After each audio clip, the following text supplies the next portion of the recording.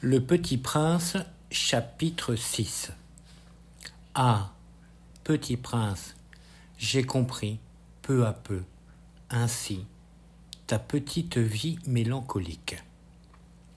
Tu n'avais eu longtemps pour distraction que la douceur des couchers de soleil. J'ai appris ce détail nouveau, le 4e jour au matin, quand tu m'as dit « J'aime bien les couchers de soleil. Allons voir un coucher de soleil. » Mais il faut attendre. Attendre quoi? Attendre que le soleil se couche. Tu as eu l'air très surpris d'abord, et puis tu as ri de toi-même.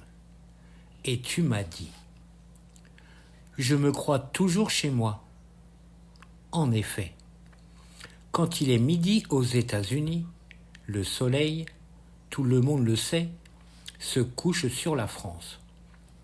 Il suffirait de pouvoir aller en France en 1 minute pour assister au coucher de soleil. Malheureusement, la France est bien trop éloignée. Mais, sur ta si petite planète, il te suffisait de tirer ta chaise de quelques pas. Et tu regardais le crépuscule chaque fois que tu le désirais. Un jour, j'ai vu le soleil se coucher 43 fois. Et un peu plus tard, tu ajoutais « Tu sais, quand on est tellement triste, on aime les couchers de soleil. » Le jour des 43 fois, tu étais donc tellement triste? Mais le petit prince ne répondit pas. Chapitre 7. Le 5e jour, toujours grâce aux moutons, ce secret de la vie du petit prince me fut révélé. Il me demanda avec brusquerie, sans préambule, comme le fruit d'un problème longtemps médité en silence, « Un mouton, s'il mange les arbustes, il mange aussi les fleurs ? » Un mouton mange tout ce qu'il rencontre. Même les fleurs qui ont des épines ? Oui, même les fleurs qui ont des épines. Alors les épines, à quoi servent-elles ?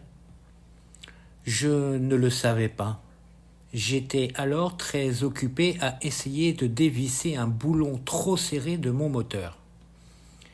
J'étais très soucieux car ma panne commençait de m'apparaître comme très grave et l'eau à boire qui s'épuisait me faisait craindre le pire. Les épines, à quoi servent-elles ? Le petit prince ne renonçait jamais à une question, une fois qu'il l'avait posée. J'étais irrité par mon boulon et je répondis n'importe quoi. Les épines, ça ne sert à rien. C'est de la pure méchanceté de la part des fleurs.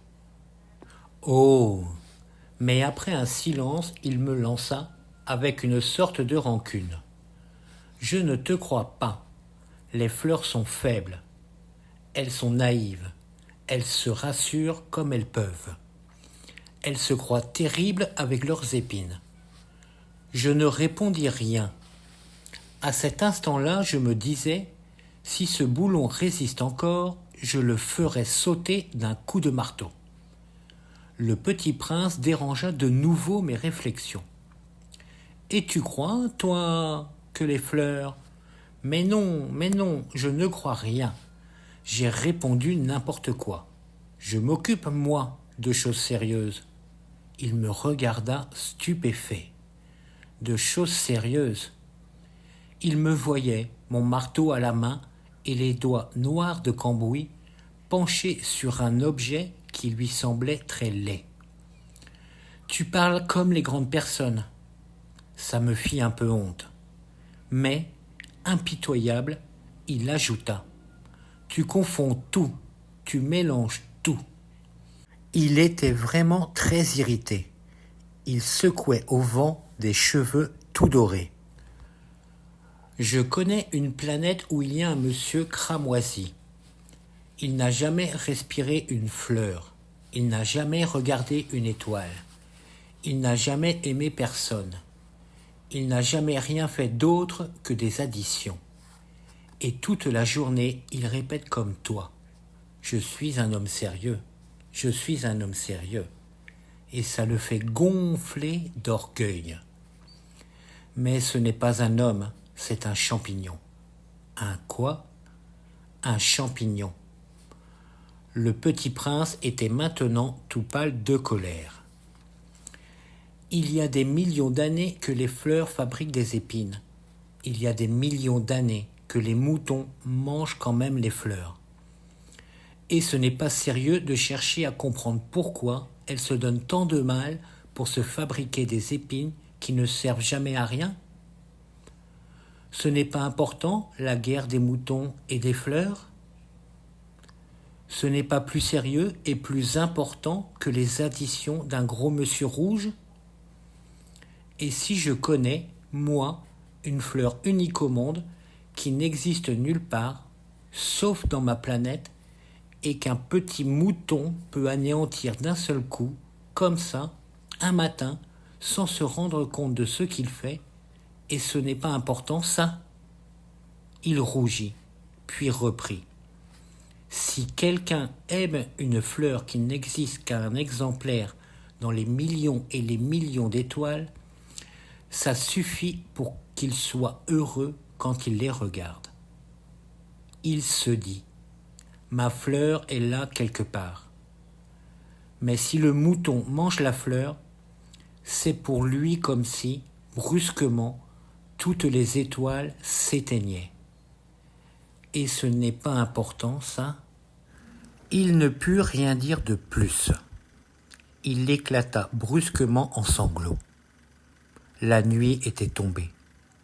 J'avais lâché mes outils.